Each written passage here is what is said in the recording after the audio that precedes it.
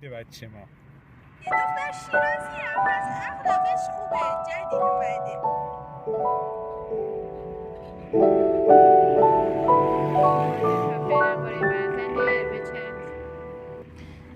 Amir Chakhmaq complex is located in the historical context of Yazd city.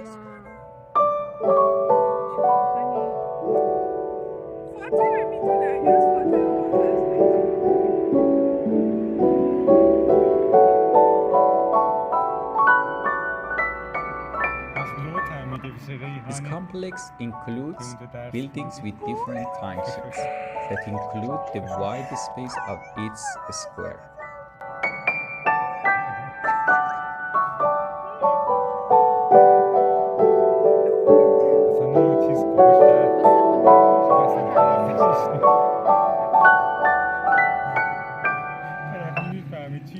In its center, the view of its facet can be seen.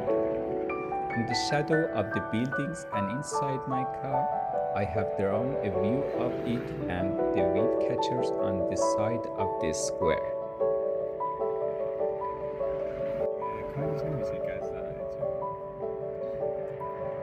من مشکلات سفر داشتم و یه 2-3 سال آخر مجبور شدم.